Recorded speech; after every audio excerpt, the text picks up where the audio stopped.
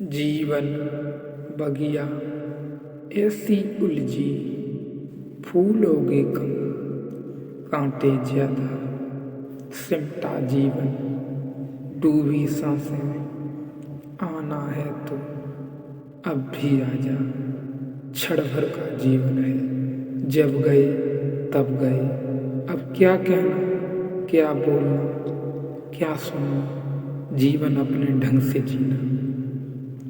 क्या भरोसा करना, भरोसे में भी भरोसा न करना, क्योंकि यह न रह जाए अंत में कि हम अपना गीत न गा सके, हम अपना नृत्य न नाच सके। किसी की फिक्र मत करो सिवाय अपनी फिक्र करो, जो करना है वही करो, बिल्कुल किसी से बिना प्रभावित हुए। भाषा के विकास ने ज्ञान की तिजोरियां बना दी, और जिस दिन हमने लिपि भी खोज ली और लिखना भी खोज लिया, उस दिन तो ज्ञान की खोने का डर ही समाप्त हो गया। इसलिए पहली दफा आदमी में यह घटना घटी है कि जानवर हमेशा बाप जहाँ से शुरू करता है, बेटा पुनः वहीं से शुरू करता है। बाप जहाँ मरता है, बेटा वहीं जाकर मरता है, उसके बेटे फिर वहीं से शुरू करते हैं। इसलिए कोई विकास नहीं हो पाता, क्योंकि कोई बेटा बाप के कंधे पर खड़ा नहीं हो पाता।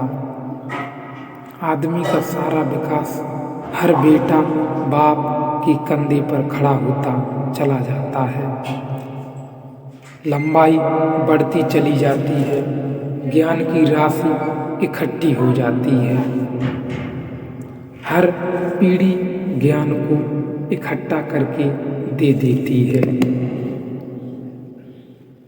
इसलिए जो समाज जितना ज्ञान इकट्ठा कर लेते हैं, उतने बुद्धिमान हो जाते हैं। ज्ञान एक संग्रह है। जरा ऐसा सोचें कि 20 साल के लिए सारे विश्वविद्यालय, सारे स्कूल, सारे कॉलेज बंद कर दिए जाएं और सारे पुस्तकालय जला दिए जाएं, और 20 साल के लिए किसी तरह की शिक्षा का कोई उपाय न रखा जाए।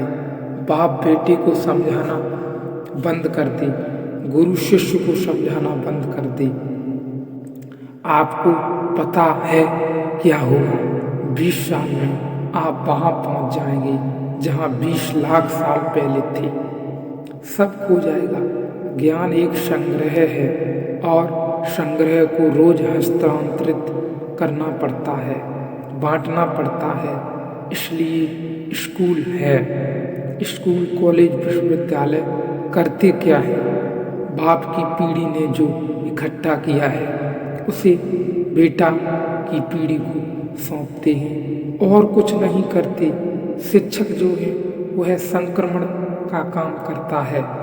उसका कुल धंधा इतना है कि पुरानी पीढ़ी को जो इकट्ठा करती है, वह नई पीढ़ी को दे देता है। बस इतना ही उसका काम है। बीच की श्रृंखला का यह ज्ञान भी संपदा है, और यह भी हमें दूसरों से ही मिलता है। इस सब के जोड़ का नाम वेद है। इसलिए हम वेद को संहिता कहते रहे हैं। संहिता का अर्थ है संग्रहित, वह जो इकट्ठा है, जो भी जाना है इकट्ठा है। इसलिए वेद से मैं ऐसा मतलब नहीं लेता कि वेद 4 संहिताएं ही वेद हैं। जगत में जो भी इकट्ठा हुआ है ज्ञान, वह सभी वेद है, और ज्ञान मात्र संहिता है, क्योंकि वह सब इकट्ठा ही होता है, संग्रह। लेकिन इसीलिए ऋषि बहुत ख्याल पूर्वक कहता है, ध्यान पूर्वक, यह शब्द ऐसा ही नहीं है कि वेदांत द्वारा जो जाना गया वेद द्वारा नहीं, क्योंकि संग्रहित ज्ञान से जो जाना गया है वह कोई ज्ञान नहीं है। ब्रह्मा का ज्ञान संग्रहित नहीं होता, वह हमारे भीतर है ही, उसे हमें बाहर से नहीं लाना पड़ता। इसलिए यह हो सकता है कि अगर विश्वविद्यालय बंद कर दिए जाएं, शिक्षा का आयोजन टूट जाए और अगर जैसा कि सारे जगत में नए युवकों के आंदोलन चलते हैं, हिप्पी है और सब हैं, वे समर्थ हुए और जीत गए तो विश्वविद्यालय चल नहीं सकेंगे, पुस्तकालय जला दिए जाएंगे, जल्दी सब समाप्त हो जाएगा क्योंकि लोगों ने इसके प्रति आंदोलन किया है। लेकिन तो भी ब्रह्मा ज्ञान को कोई चोट नहीं पहुंचेगी। बस विशेष बात इस सब के पीछे यही है कि ब्रह्म ज्ञान को किसी से कोई संबंध नहीं है, उसको कोई चोट नहीं पहुंचेगी।